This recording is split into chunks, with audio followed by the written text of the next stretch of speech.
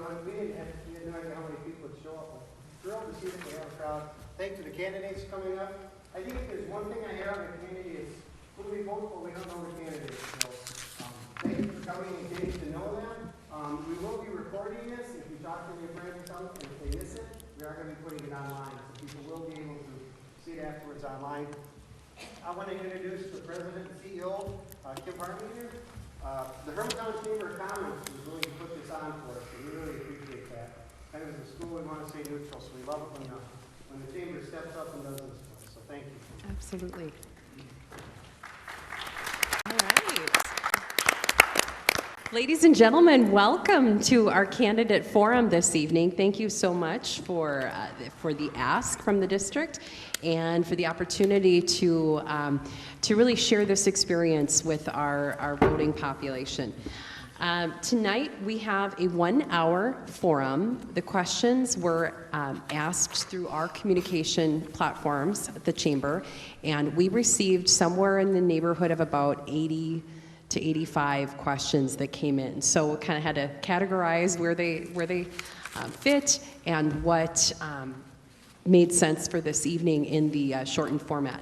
For most of this evening, we will be giving our candidates 1 minute to comment, and the auditorium itself, after we wrap tonight, we have the place until about 8:30, if that's okay, Wayne.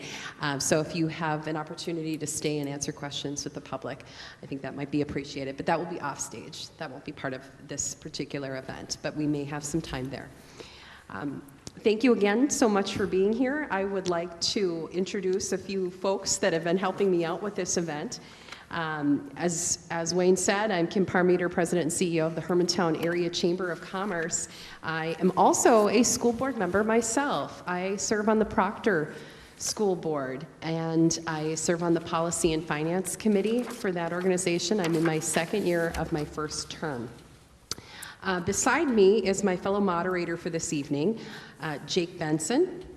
Is the publisher of the Hermantown Star, Proctor Journal, Floodwood Forum. You have some digital enterprises as well, and he is a Proctor City Council member and former mayor of Proctor as well. So thank you so much, Jake, for being here.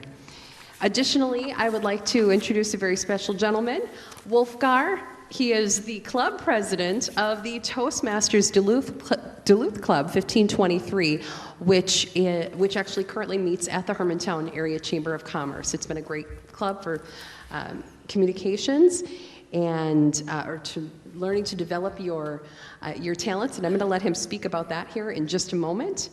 But I wanted to just wrap with a few things. The questions, we curated them from the questions in advance by members of the public, the school, the Hermantown Star, and the Hermantown Area Chamber of Commerce, and our members, and folks that wrote into us. Rotation this evening, it's our intention to rotate through the order of the candidates in a way that allows each candidate to be the first person to field a question at a given time. Additionally, just a few moments before this forum began, our candidates received a copy of the questions, so they will be able to reference them during the evening tonight.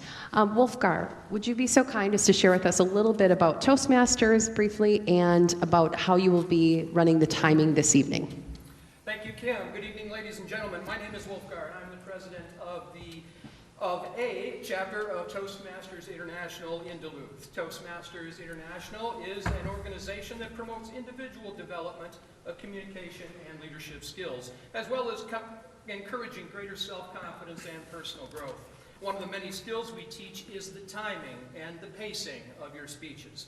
For that reason, I've been asked to help with the timing of this evening's speeches.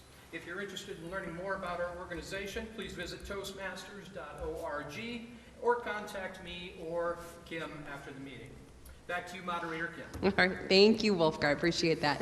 So tonight, candidates, you will have 60 seconds for each question that we ask. Wolfgar will show a yellow card like this at 30 seconds, which gives you a chance to start thinking about wrapping up that thought. And then at 60 seconds, we'll show a red card. Okay?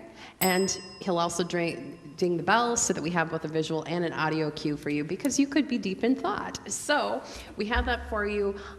We really need to keep pretty close to that timing to be sure to get questions in from our 5 candidates present here this evening. It appears as though we have a candidate who is absent. As we go through the rotation, we'll give pause for just a moment. We'll say that candidate's name, and then we will move on to the next candidate. So, to begin things, I would like to have each candidate introduce themselves. That will actually be our first introduction, but first I'd like to introduce all of the candidates one at a time. If you would please stand. Mr. Tim Peterson, who is an incumbent to the Hermantown School Board. Thank you, Tim. Our next candidate is Matthew Brown.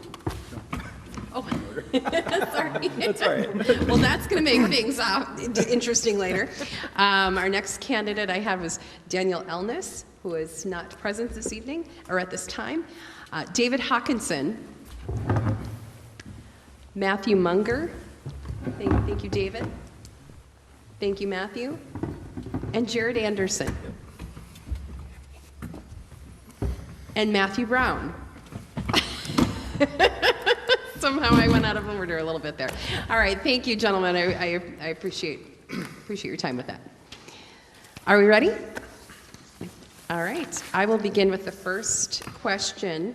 And Mr. Peterson, I'm going to start with you as an incumbent. So thank you very much for not volunteering for that, but I appreciate it. All right, our first question is a compilation of questions from the Hermantown Star, the Hermantown Area Chamber, and the school district. We'd like to get to know a little bit about you. As you introduce yourself, consider sharing what qualifications you have for the office of school board member and what your own experience is with public education. Begin. Well, thanks, Kim, and thank you to the Chamber certainly for putting this on. I want to make sure that's known, and certainly thanks to Wayne and the school district for hosting this in such a fine facility as you are sitting in tonight. And also to you, those in attendance, I'm glad you showed up. It's not that easy being a school board member for 4 years and nobody knows who you are. So, you know, hopefully we can somewhat solve that situation itself. My name is Tim Peterson, and my wife Sandy and I have had 3 children that we had raised in Hermantown, all graduated from the school itself. That'd be Jana, Ross, and Marcy. Our Katie Peterson, our daughter-in-law, is also a part of the family, and she did as well. What do I do full-time? I work as a finance professor at UMD. I teach finance courses, as you might have guessed, with a finance professor title.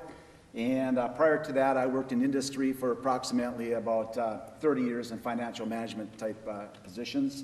What do I like to do? I like to golf. I like to play hockey on Saturday mornings with my friends. I like to go out my boat and do that as well. And I like everything grandchildren, if that makes any sense to anybody out there. What about the school board itself? Like I said, I am the current vice chair and look forward to being at some point in the future as well, going forward for 4 more years. Thank you, Tim. Matthew Munger. Hello, my name is Matt Munger, and I am a 1998 grad. I'm a proud Hawk. I have 3 children there are 2 children in the district and another one that will be kindergartner next year. I have been a part of this community for a long time. I started in kindergarten all the way up to graduating. After high school, I pursued a career in IT, computer science from the University of Wisconsin-Superior with a minor in history. And then I got my master's in information technology leadership from the College of St. Scholastica. I'm really passionate about public education. I believe it's given me an opportunity to be here on this stage, and I believe that public education is a cornerstone of our community here in Hermantown. Like I said, I'm a proud Hawk. I've had 3 brothers go through the system here, and my children too. So, thank you. Okay, thank you very much. David Hokanson, please. Yes, good evening. I want to also thank everybody for coming this evening to meet the candidates. And Kim, I'll just correct you quick. It's it's Hokanson. Thank you. Yes, Thank you. no problem. So I've been a resident of Hermantown now for over 17 years. Lived in the area now for well over 2 decades. My childhood was actually spent in what I consider northern Minnesota, which is Roseau. I'm the son of 2 public school teachers who also now live in Hermantown. My wife and I have 4 children currently enrolled in Hermantown Community Schools. I have an associate in applied science degree from a tech college in Alexandria, Minnesota in mechanical design.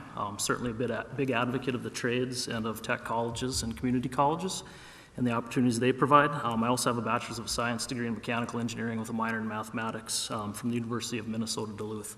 I currently sit as vice president of engineering for a local company. I started with them about 18 years ago as the 6th employee. We now have over 300 employees. I feel that I'm well suited for this position because of my experience with running a business of similar, I would say, sized financials as well as employee-based in comparison to the teacher staff we have today. Thank you, David Hokanson. Daniel Elnes, are you in the auditorium? Okay, moving on. We will hear from Matthew Brown. Same question. Thank you. Good evening. My name is Matthew Brown. I've lived in Hermantown and Hermantown area for the last 11 years.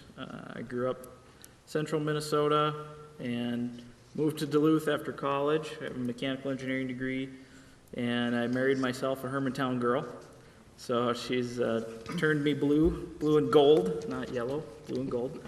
So, but I enjoy.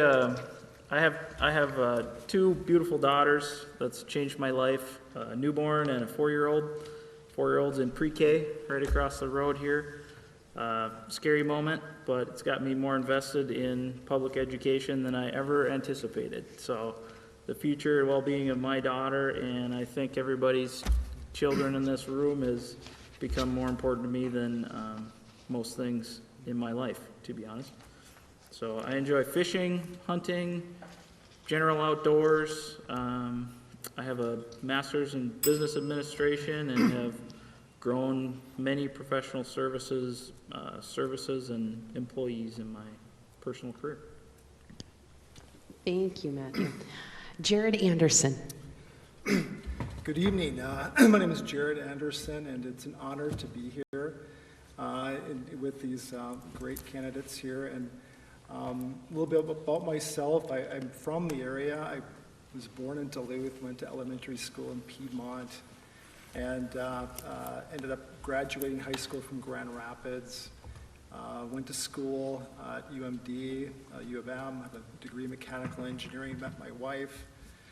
And we lived in the Twin Cities area for probably about 8 years, and we moved back to the community 16 years ago. And we chose Hermantown, just because of the schools primarily, and just the community. And it's been wonderful. I'm a huge public school advocate. I have been my entire life. I believe everyone needs the equal opportunity. We need to put everything into our public schools. So it'd be an honor to be on the school board. Thank you. Wonderful. Thank you so much. I'd like to do a quick time check with our timekeeper. Wolfgar, are we giving you enough time to reset, or should I pause a little bit more? Maybe a few more seconds. A few more seconds. Okay. Very good. And at this time, I'd like to turn things over to my colleague here for tonight, Moderator Jake Benson, with question 1. And I just wanted to remind you, let's share the source of where the question came from. Thank you. This question comes from the Chamber and the school district. And we'll start with Mr. Munger. COVID, not quite behind us, but we know more than what we did 2 years ago. What are your thoughts on how the school district handled COVID?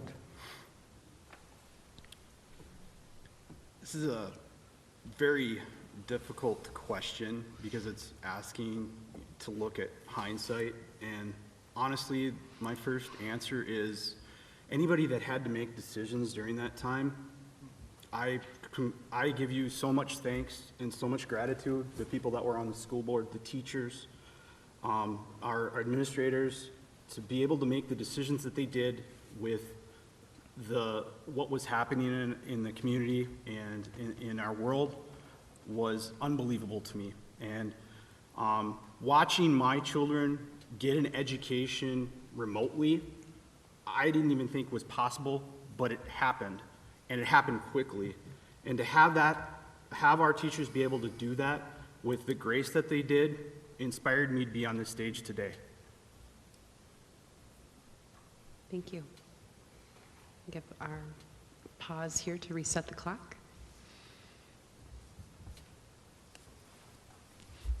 Next, Mr. Hokanson. Wilkinson. Excuse me. Yeah, so I guess from my perspective, specific to how the school district handled COVID, I think at the beginning of COVID, obviously there was some state requirements that the school district had to follow. I think Matt alluded to it. That did create, obviously, some challenges that we all were faced with. Nobody in the community was not impacted by those changes and requirements. We did our best to deal with them. Fast forward a little bit to the point where some of that, let's say, ability to make decisions came back to the district.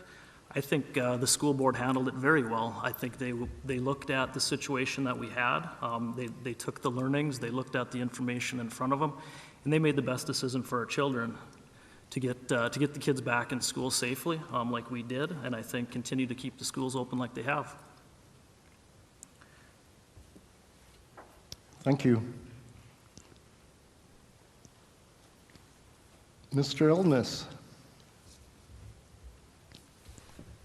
Mr. Brown, if you'd like me to repeat the question? No, thanks. Okay.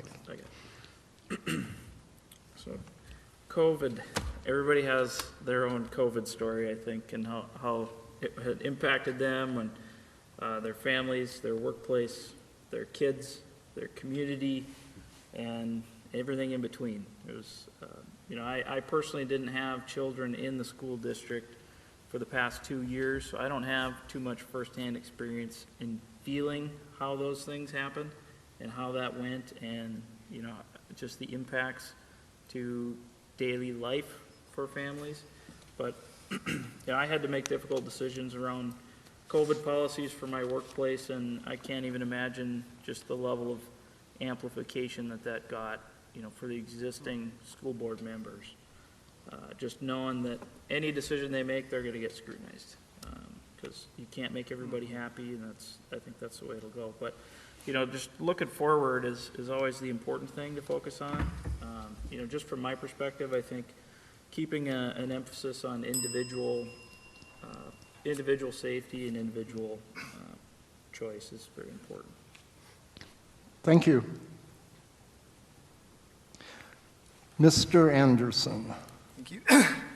Yeah, I think I'm going to echo a lot of these comments made. It was such a difficult time, and fortunately, my wife was able to, and she did homeschool our third grader at the time, and but that was very difficult. A lot of families didn't have that decision or didn't have that option to do.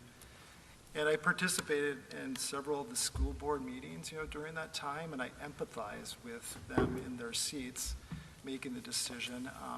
I would say that our superintendent, I thought Wayne did a really good job leading the way, recommending what to do, taking the state requirements and using the latitude he had to progress things. And I think the position that Hermantown took, compared to Duluth, I think we took a better position getting our kids back in class sooner than maybe the others did. So difficult times.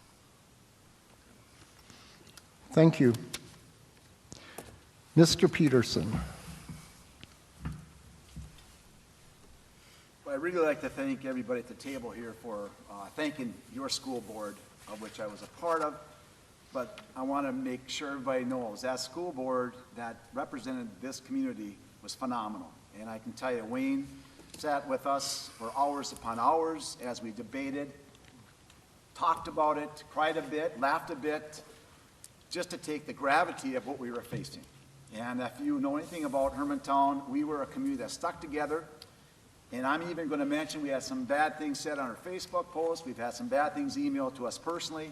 And every one of the board members took it with a grain of salt and did what we could to make sure that we met the federal laws, the state laws, and our laws, and right on. Wayne put together a plan, we voted on it, we had the support of the community in most cases, and even the plan that Wayne had went out to other school districts and they copied it. So I think it went very well as it possibly could have gone. Could have gone better, absolutely. Hindsight's got very clear vision, as you all know, but in retrospect, it was a very good way it was handled. I think it's very professional.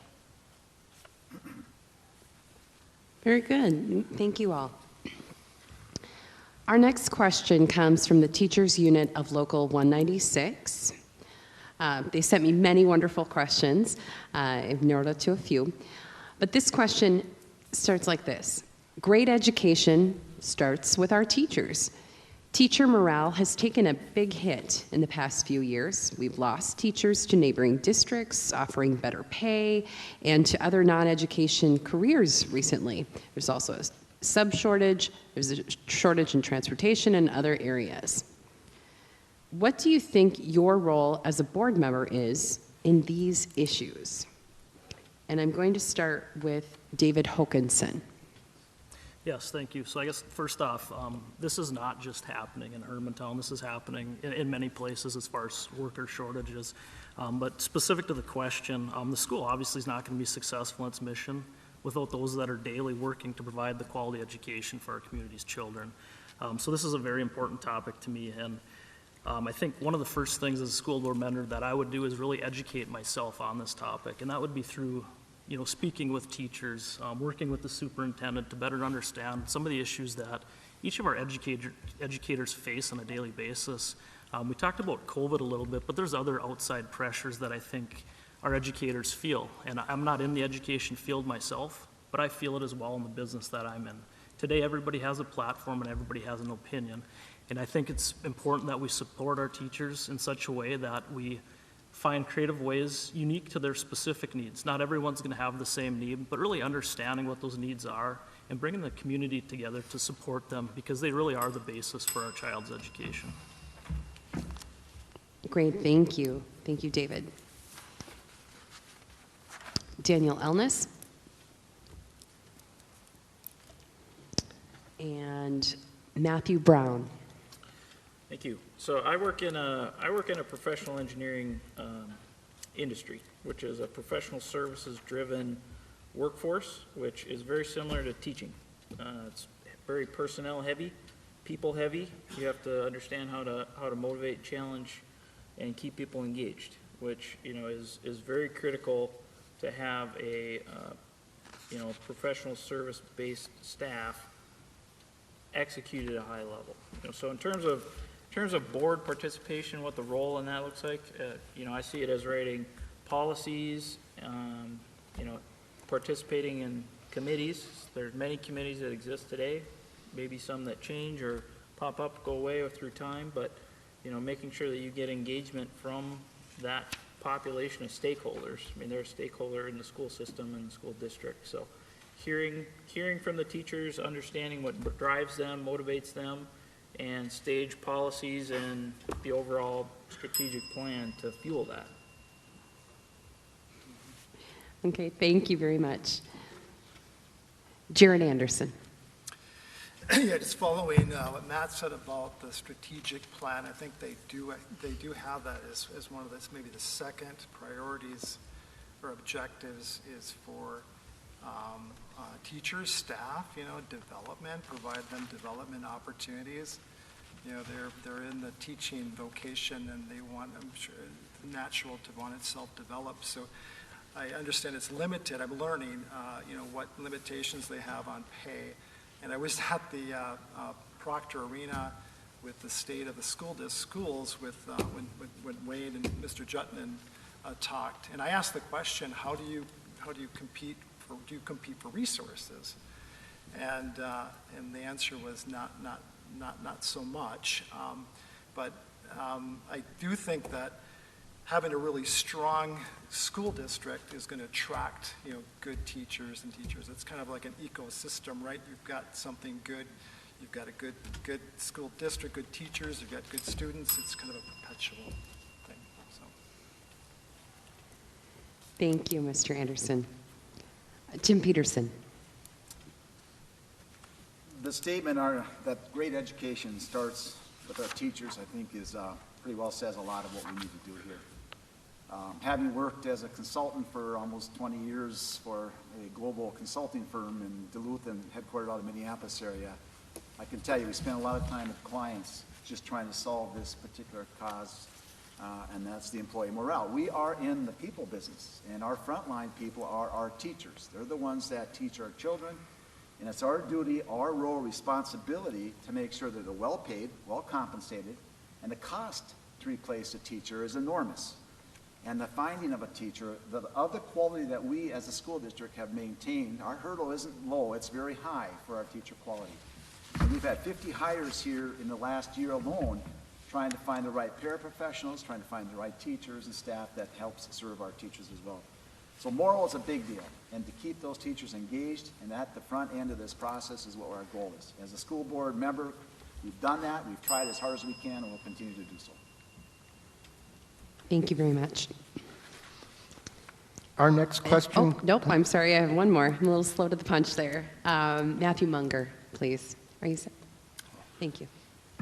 The Hermantown School District has always been the destination district for teachers in our area. Bottom line, you go through the years, this was the district that everybody wanted to get to.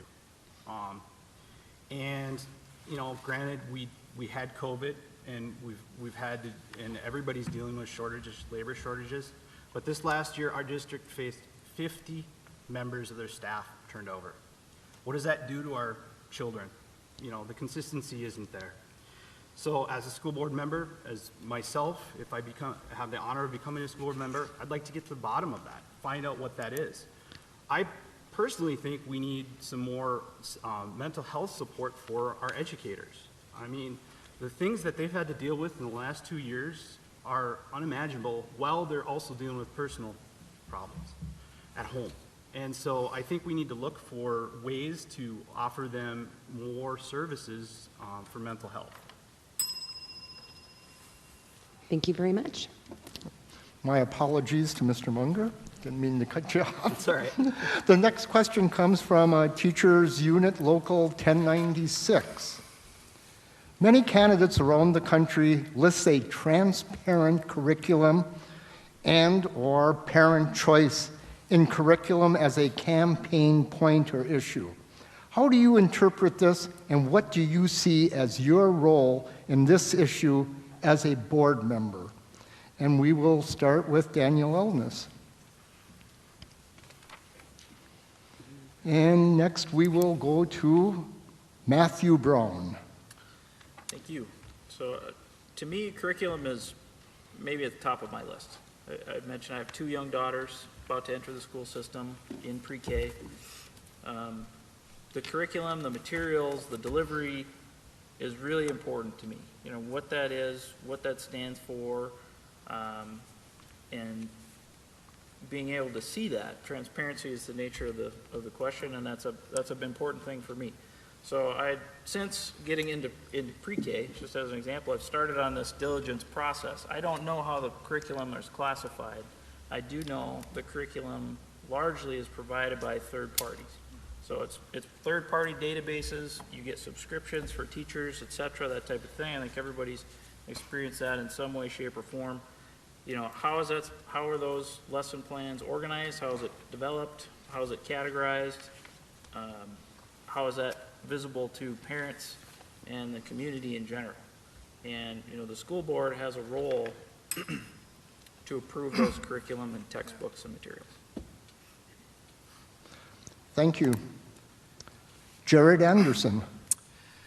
Yeah, just regarding I'll take the parent choice part of the question.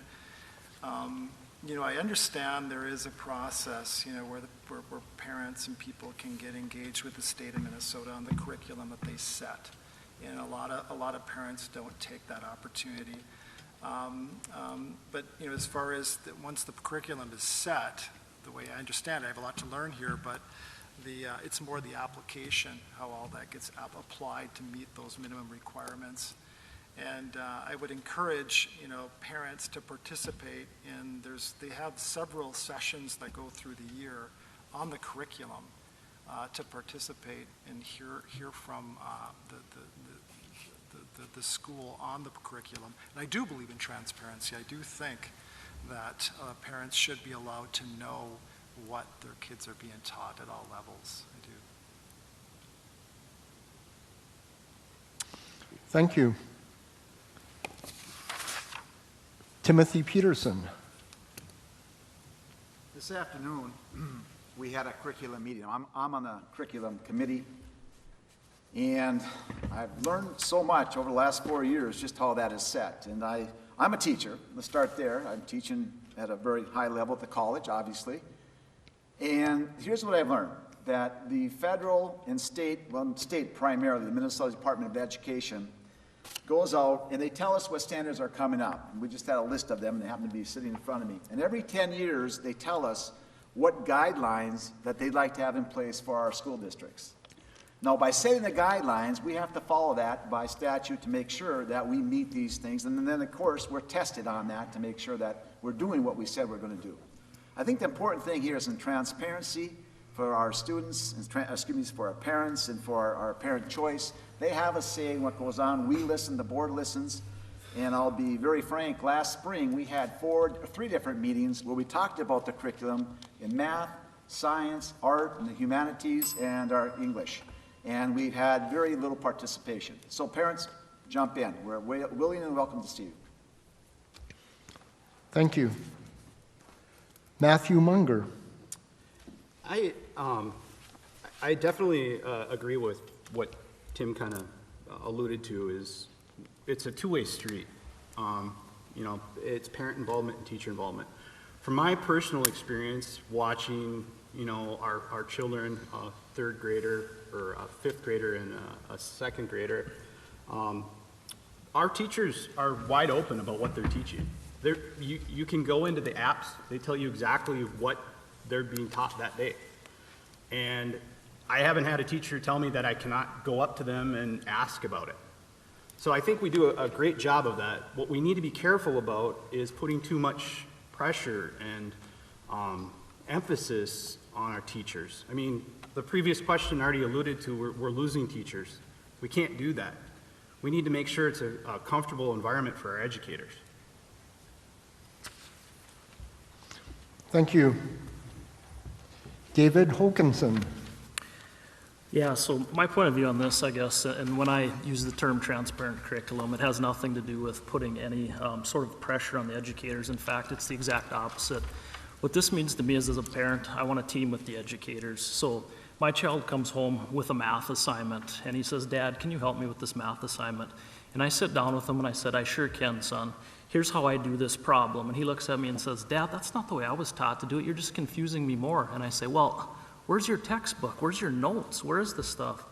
You know, if I can't find it, how are you finding the solution? Where are you going to get this stuff?" So I think having that understanding of, you know, what the lesson is that's being taught that week, and understanding how it's being taught, because math, you can get to the same answer, but you can get there different ways, and you can confuse young children quickly if the teacher's saying to do it this way and I'm at home trying to say it a different way. So I want to get on the same page with that teacher. I want to understand the teaching style and how that's happening so I can apply it at home.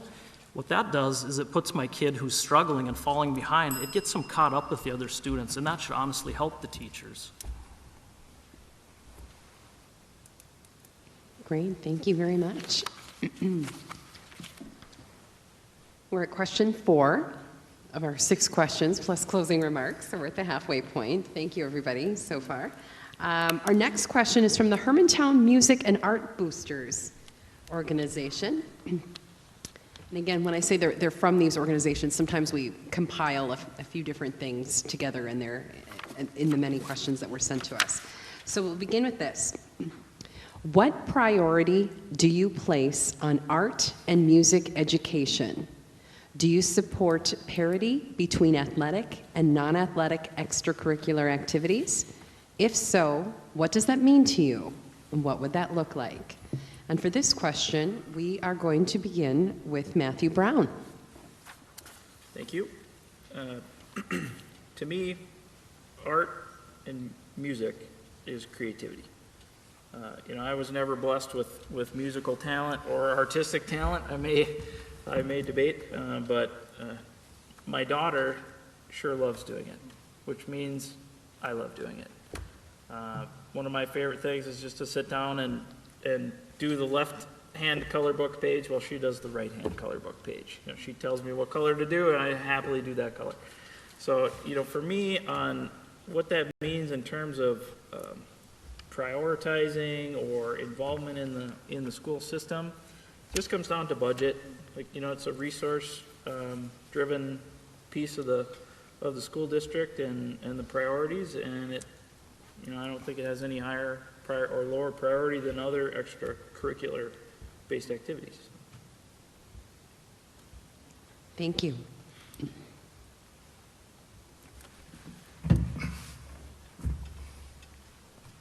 Okay, Mr. Anderson. Yeah, I just realized in my intro, I didn't tell you about my kids. It's probably the most important thing in our lives, my wife and I. We have 3, and 2 that are adult age, 27, 25, they went through Hermantown School. And then we have 1 that's 11 years old. He's our caboose, right? So we came back, we lived in Europe for 3 years. We came back a couple years ago, and he was really picked up on, arts, and we thought we had, Van Gogh with us here, and I don't know what happened, but that waned. But we at that time we tried to give him every opportunity we can to provide that creativity and let that go and fuel that. And I mean personally, as far as parity, priority, music, art, sports, extracurricular, I would not rate them one higher or the other. Provide opportunity for all the kids to, with budget. I think that's a good point that Matt brings. That's the reality too.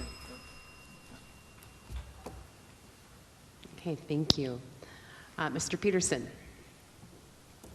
Well, I have no music talent that I'm aware of, but I played the trumpet for 5 years, and I've got all my children were in band as well, with Swanee at the time. Some of you may remember him, and I can tell you this for sure. Of all my teachers back in grade school and elementary and middle school, one of the teachers I have a very vivid and very fond memory of is my band instructor. So, yeah, I'm a supporter, absolutely. And should they have equal time with our athletics? Absolutely. The AAA award recognizes that, and I'm not so sure we had a winner of that, academics, athletics, and the arts itself.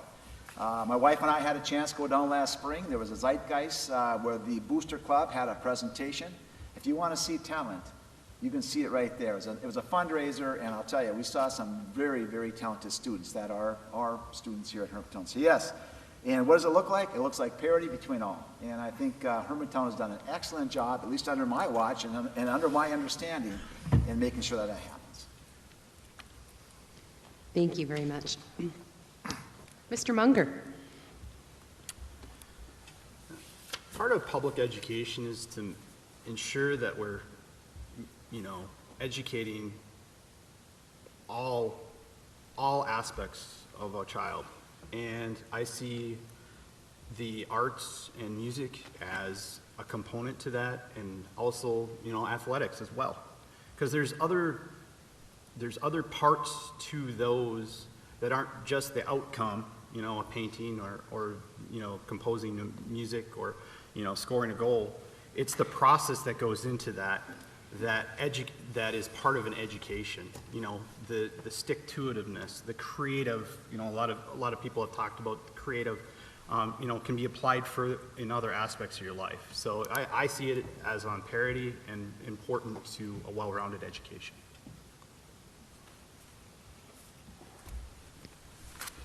Thank you very much. Mr. Hokanson?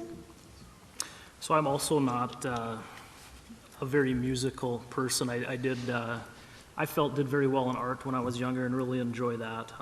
So I'm of similar thought here. I think both of these activities are crucial to the full educational experience. I do believe that each of them, works different parts of our brains, allows us different ways to express ourselves, just like other sports do, to be honest. And I think in terms of if there should be parity created between these types of activities, be it athletic or non-athletic, I would say no. I see importance in both of them for that well-rounded educational experience. And So yeah, no parity should be created between the extracurricular sports activities versus the arts and the music. Thank you very much. And Mr. Elnes. Okay, we'll move on to question 5. Thank you. This question comes from our host, the Hermantown Chamber of Commerce. The City of Hermantown's Community Recreation Initiative is a hot issue right now. If the referendum passes, it will mean a 0.5% city sales tax increase to fund trails, hockey arena, and improvements to Fechner Field. How does an initiative like this impact the school district? Share your pros and cons as you can see them. And we will start with Jerrid Anderson. All right, yeah, that is a hot one for sure. You know, it's on the ballot, and I mean, just personally, I'm going to vote for it. But that I think is separate from the school district. That's a decision we make as Hermantown residents if we want to end up allowing that tax increase for businesses in the city. How it impacts the school district, I mean, that new sheet of ice could actually go on top of the school district building, right? So it definitely impacts the school district. I think the board and the superintendent have handled the situation extremely well. They planned for it in their long-range plan, 5 years plan to replace that building. It used to be an old meat packing plant. It's small, it needs to be replaced. They're going through the process to pick locations and do feasibilities for the new location. It's kind of in parallel to the decision that's being made with the city was making, residents were making on the ice arena.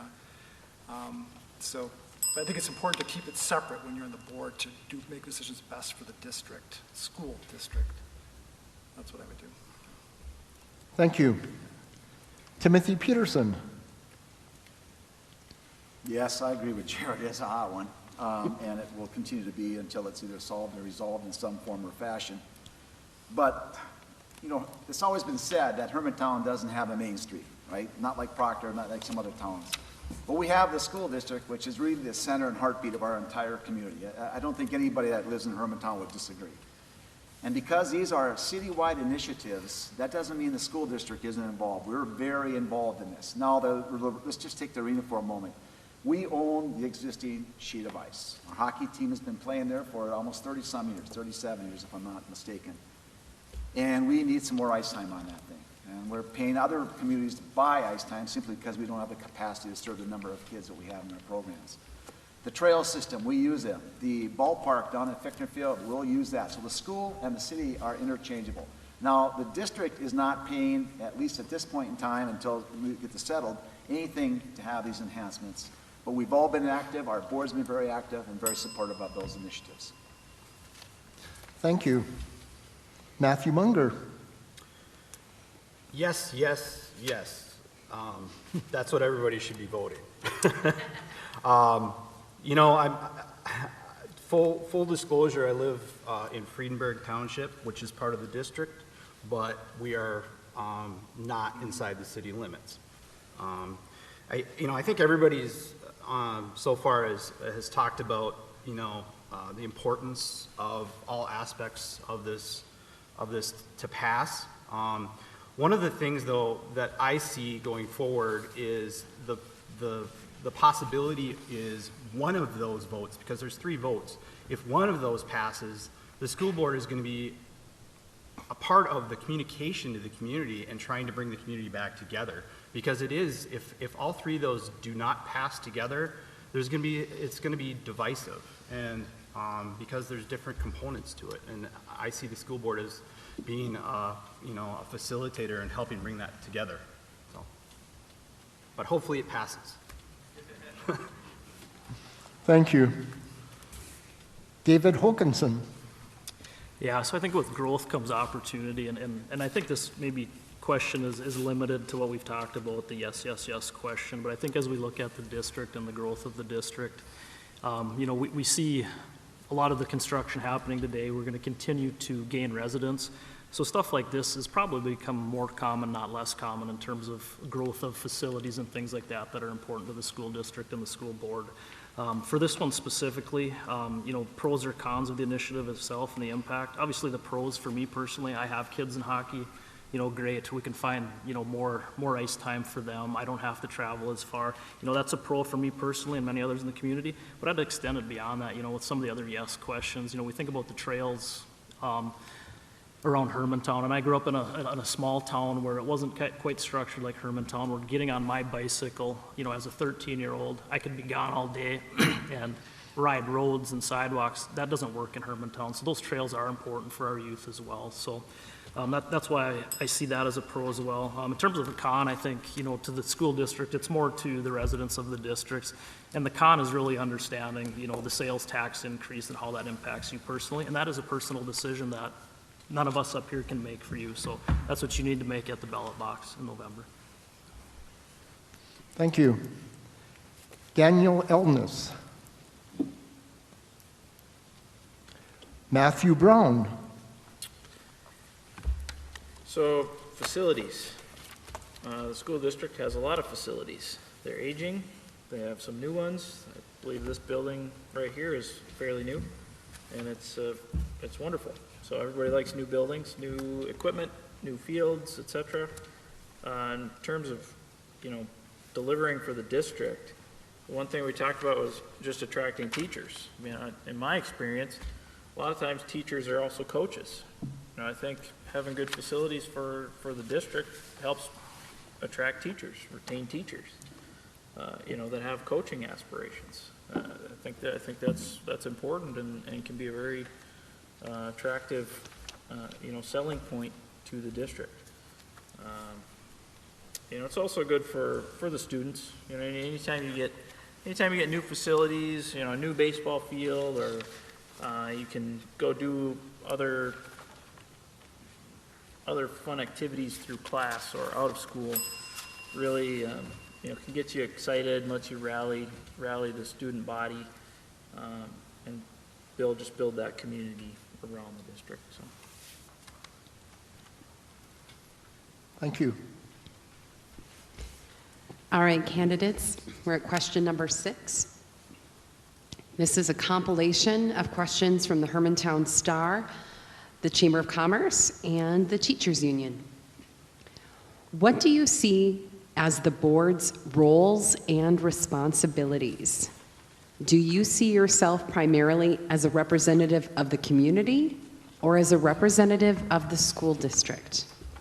And to begin this question, we're going to start with Tim Peterson. Well, certainly, I have a real hard time separating being a representative of the community because obviously it's you who put us in the role itself. So that one is a tough one to really say that we can separate that from being a representative of the school district. We are both, obviously. I hate to be on a fence post, but I'm going to have to take and pick this one as one I'm going to be on the fence post. We are representatives of both entities, and we try very carefully to honor it. What do I see as our primary responsibility? We'll start with the budget. Every year we vote on the budget. The last 3 years, we've had a minus 1.5% increase in the city levy as a result of the board efforts and the efforts of our staff and our school superintendent, et cetera. We've had a really good roll up. We've got a very good surplus right now, well funded to accommodate some of the growth that you heard mentioned up here as well. Our role is to make sure those happen. We're not here to do anything more, but we've got to make sure that the guidelines, the budgets are set, we follow the budgets. We also are going to be an oversight board. We're stewards of the public trust is what we are, and we'll continue to do so going forward. Thank you, Tim. And Matthew Munger. The second part of this question, I agree with Tim a lot here. I see the school board as a conduit facilitator between the community and our school district. And with that role, I think the biggest role is us to be listeners, to listen to our educators, to listen to our community members, and then come together and work on the governance and work on the budgets. But the biggest role and responsibility of the school board is to be a listener and know what is going on within our district, what is causing pain for our educators. What are the issues that are facing our students as they come out? These are all components that we have to take into consideration as we are, listening and being facilitators and being that conduit between the community and the school district. Thank you very much. David Hokanson. Yeah, I think first off, I see my role as a school board member first being able to educate myself really on the needs of the district. I can't sit up here and pretend today that I understand every need the district has. So that would be my first priority, and I think that's a role of all of us as a school board member, is to really be educated, on the decisions that we have to make. And I think second to that, as we look to keep, the children part of the conversation, that's really why we're all here today, is for their educational future. As a school board member, we do need to stay focused on ensuring, an effective, efficient, equitable education for every child. We don't want to leave children behind. I think within the duties of the school board member, there's many things, from driving the vision of the school, from the strategic planning, process, which I know needs to occur here very soon with the previous one expiring. I also think, to be successful in this role, the candidate really needs to have high integrity and is willing to put others' needs above their own. And I feel that I'm in a position to do that for the community, and having served on several other diverse boards, I feel that I can serve in that capacity. Thank you very much. Daniel Elnes.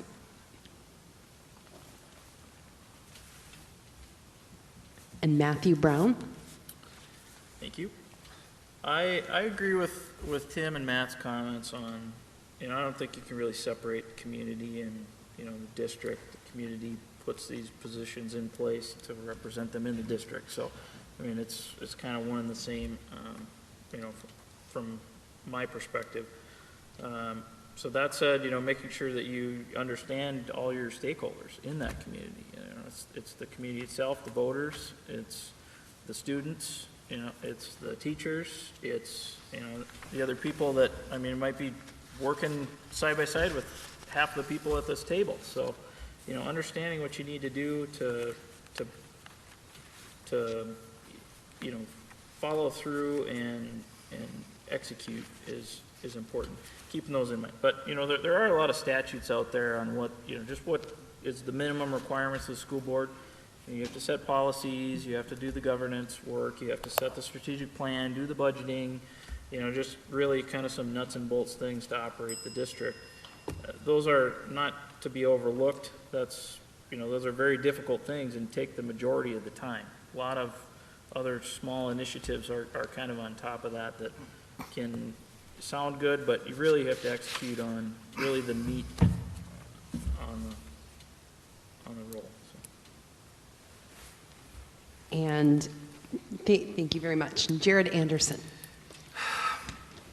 Yeah, it is hard to it's a good question, but I do think it's pretty clear to me that you're choosing a school board candidate, right? You're electing us to represent you, the community, to provide governance of the school. So I think the answer is representing the community, but we're providing governance of the school. And ultimately, our goal is to provide the best we can for our kids, right? I think we all agree with that. But you have to, when you're in that position as a school board member, at least I think I will be making decisions that are centered around what's best for the school district, for the kids. The question about the arena, the second sheet of ice, the field, you have to kind of center yourself on what's best for the school district, and the decision that's in front of us. So representing the community, governing the school, best for our kids is what the position is. Thank you, gentlemen. And now for the closing remarks, which this question is a compilation from the Hermantown Star, Chamber, and the school district.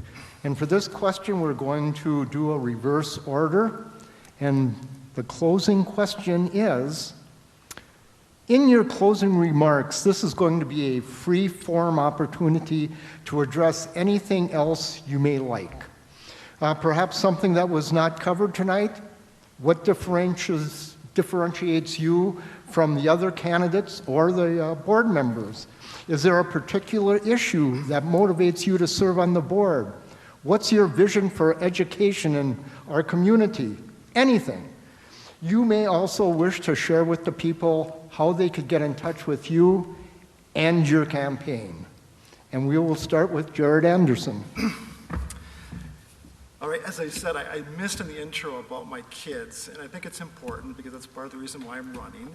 I have 2 adult kids. They went through Hermantown, had a great experience. They're doing extremely well, and I think it's because of the awesome school. We have an 11-year-old that's going through it. We want the best for Derek. And as far as me running, my neighbor asked, "Why are you running for school board?" And I guess it's because I want what's good for my son, but I also I feel this need to serve. I do actually feel this need to serve and do some. I do have skills that I've had in my professional career. I haven't told you, I'm a director of operations at Enbridge, operate a very large region. I have a lot of experience in facilities, built a lot of capital projects. I think I can fill the void that Diane Matthews and Gary Kneisel is leaving the board. They sit on that facilities committee. I bring a lot of skills that I can apply on that front. Thank you. Matthew Brown. Yeah, I think for me, sitting up here, I just kind of salute the rest of the candidates sitting up here and taking some heat, some questions. It's kind of nerve-wracking, to get the bright lights, but so thank you guys. I think this probably at least half of us are going to be successful in getting votes and being on the board, and I look forward to the opportunity to work with any of you. You all seem very professional and very willing and share like-minded desire to just provide the best possible experience and community and environment for your children, my children. That's of utmost importance to me. So I look forward to continue working and living and contributing to Hermantown and the Hermantown community. And I echo Jerrid's comment.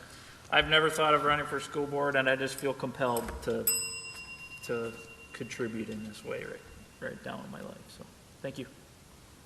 And thank you. Daniel Elnes. David Hokanson.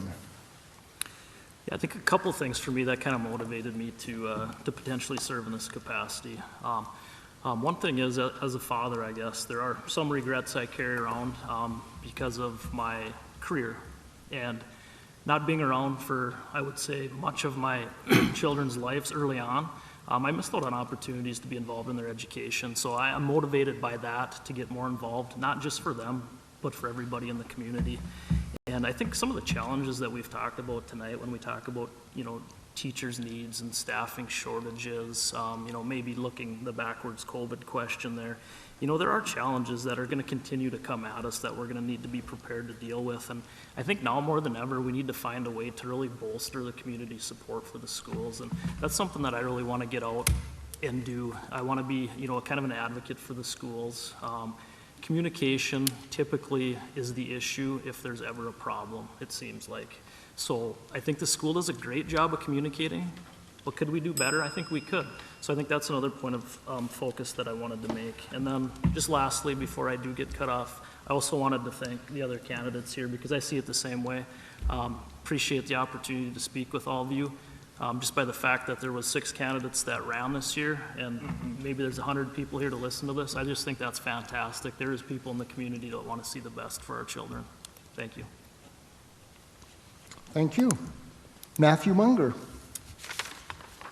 Engaging the community to prepare and support all learners to create their own future. It's the mission statement of Hermantown Community Schools, and create their own future. I am a product of that, and I want to continue that. I think over the past few years, our education system has missed opportunities due to the pandemic for engagement in the community. I believe our community and schools are wanting to reestablish those relationships. It's the duty of the school board to be instrumental in rejuvenating those connections and finding opportunities for growth.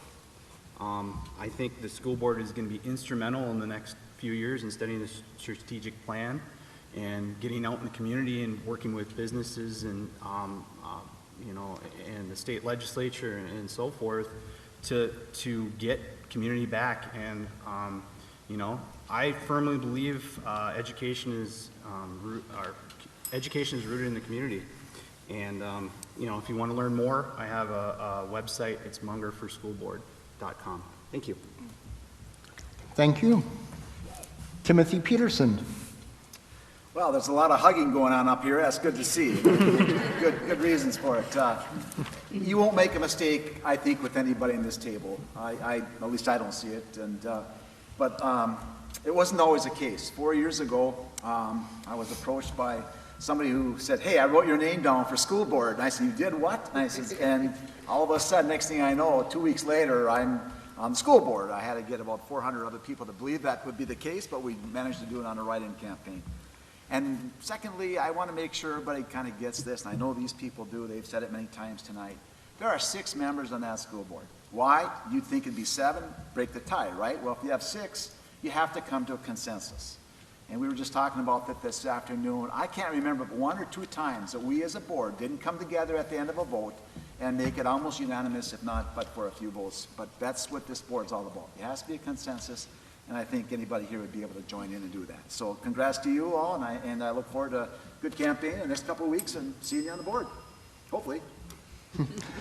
Thank you. And before I turn it over to Kim, I just want to thank you and the Hermantown Chamber for allowing me to be part of this. As someone who's been in government since I was in the high school student council, I could tell you that government works best when we all participate.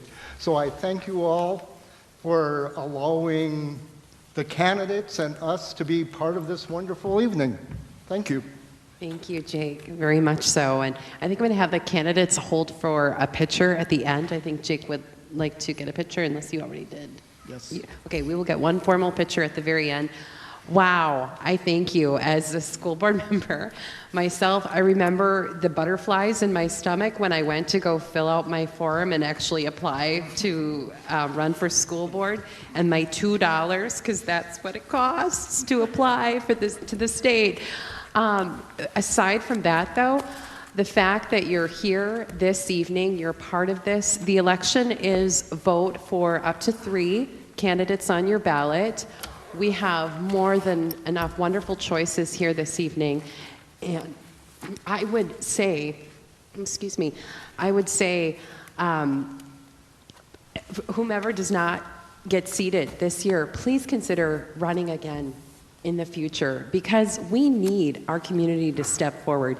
It is a whole lot better to have folks that want to run for office and be engaged in what's going on than, you know, like Tim described, he had a write-in campaign, and I'm glad you were successful with that. But when we have folks that are engaged and invested, that's so important. So you all have a difficult choice ahead of you. As we know, we have a handful of engineers in the room, and a handful of, I think everybody unanimously said they don't have musical talent. So aside from all of that, you have a lot of deciphering to do. I'm very thankful this evening to Teresa and the AV and drama department here at Hermantown High School for coordinating all of the logistics to make this happen. To Wolfgar, the president of our local Toastmasters organization that meets on every other Thursday at the Hermantown Area Chamber. And to my partner in crime here, my colleague and moderator, Jake Benson with the Hermantown Star and the other publications. And a last minute thank you to all of our candidates in the room here, Jerrid Anderson, Matthew Brown, Danielle Elnes, who was not able to attend this evening, David Hokanson, Matthew Munger, and Timothy Peterson. Also to Diane Matthews for helping me coordinate this, and of course our superintendent, Wayne Whitwam. So if we could have an applause for everyone that was involved today. And most importantly, thank you for being here, for taking the time out of your busy schedules to be a part of this evening. We appreciate you for your time and dedication, and we hope to see you on November 8th, right? Is that election day? If not before. Early voting has begun. Thank you all. Have a wonderful evening.